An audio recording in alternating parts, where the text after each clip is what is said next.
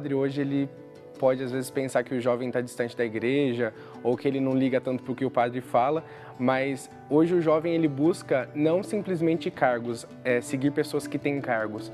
Ele não vai seguir um padre porque ele é padre.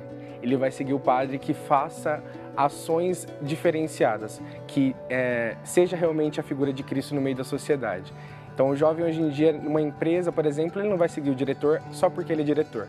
Ele vai seguir alguém que faça, que tenha atitudes que ele admira, que tenha atitudes que mudem o mundo. Bom, a atitude dele deve ser uma atitude de amigo, primeiramente amigo, né? Porque se ele não for amigo, vai ser difícil a convivência com as pessoas da comunidade. O padre, sacerdote, também chamado de presbítero, ele é configurado a Cristo. Configurado, toma a forma de Cristo. A verdade é a seguinte: Cristo passou pela vida da humanidade fazendo o bem, olhando com carinho para um jovem, impondo as mãos sobre uma criança, atendendo uma viúva que fala da perda do seu filho. Então ele passou fazendo gestos concretos. E aí as pessoas foram descobrindo o rosto do bom pastor, que eram amadas, que havia alguém que lhes dava uma importância imensa. Alguém podia dizer, bom, mas então, pena que eu não morei, que eu não vivi na época do Senhor Jesus. Jesus já pensou nisso. Ele quis que qualquer pessoa, de qualquer época, de qualquer século, de qualquer lugar, pudesse fazer uma experiência do seu amor, da sua bondade, da riqueza toda do seu coração. Chamou pessoas, as configurou segundo a sua imagem de bom pastor, segundo o seu carinho, que são os padres. Então o padre, ele deve, na sua vida, ser um sinal vivo de Jesus Cristo. E as pessoas podem dizer, toquei Cristo porque toquei no padre. Ouvi Cristo porque ouvi o padre. Alguém podia dizer, meu Deus, mas que coisa difícil. Sim, não só difícil, eu diria um projeto ousado de Jesus. Como é que ele teve tal ousadia? E mais ainda, nem escolhe para isso os melhores, os mais santos, os mais preparados. Esse é o mistério das escolhas divinas.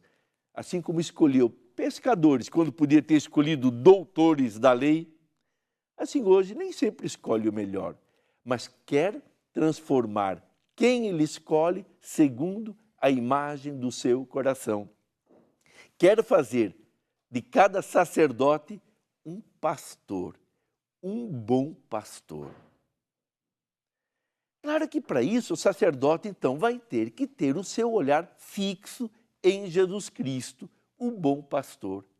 Quem deve orientar a sua vida, ser o centro de seus pensamentos, é Jesus. Como é que ele vai ter um coração como o de Cristo se não estiver continuamente olhando para Jesus, conhecendo o seu evangelho para aprender com ele como imitá-lo, como ser pastor? Só Jesus que vai poder lhe dizer que tipo de pastor ele quer. Então, tem que continuamente voltar o seu coração para Jesus. Em outras palavras, o padre, o sacerdote, deve ser um apaixonado por Jesus. Jesus deve ser a razão de sua vida. Um padre não pode ter outros interesses, outros focos. O foco seu tem que ser Jesus. Aí sim, Jesus vai poder transformá-lo cada vez mais.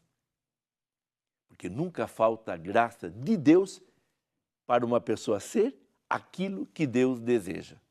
Se Deus coloca um objetivo, se Deus chama, Ele vai dar as condições. Agora, a pessoa tem que colaborar, não é algo automático. No dia da ordenação, o bispo impõe as mãos e faz uma oração. Primeiro impõe as mãos em silêncio. Depois faz uma oração chamada oração consecratória, a de ordenação. E em nome de Cristo, o bispo ordena aquele jovem que desejou ser padre, que os formadores viram que ele tinha as qualidades, e aí o bispo o chamou para ordená-lo. E é interessante, há uma transformação radical do ser daquela pessoa.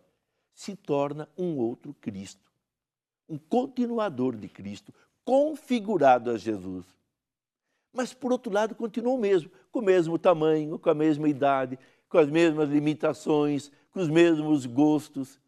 E aí a sua vida vai ser sempre isto, do jeito que ele é, vai ter que ser sempre, procurar ser cada vez mais do jeito de Jesus. E claro que a imitação máxima vai ser quando este padre puder dizer, como São Paulo, eu vivo, mas não sou eu que vive, é Cristo que vive em mim. É Cristo que ensina através de mim. É Cristo que olha para este jovem através de mim. É Cristo que atende esta criança usando a minha pessoa. É Cristo que deve tomar tal posse do coração da pessoa, e a pessoa deve deixar que isso aconteça, para transpirar esse Cristo do qual ele é chamado a ser uma figura, um modelo, uma presença concreta de Cristo. Então, na verdade, o sacerdote vai continuar a missão de Jesus. Talvez eu diria melhor ainda assim, Cristo, através deste sacerdote, vai continuar a sua missão naquele ambiente concreto onde aquele padre vai viver e atuar. Que dom de Deus, que desafio para o sacerdote, como ele precisa da sua oração. Na minha opinião, a função de o padre tem um dom, uma vocação, ele é um pai espiritual, né? Ele tem a missão de evangelizar, de continuar esse trabalho da igreja, ele é um pastor que conduz o seu rebanho. Deve ser uma pessoa assim muito paciente, muito calma.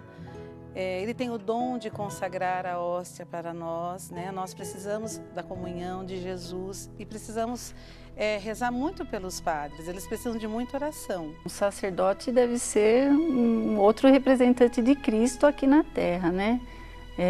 Como a maioria deles já são, amorosos, são padres assim que têm paciência, serenidade, mansos, né? Para conversar com os fiéis, para orientar, para aconselhar.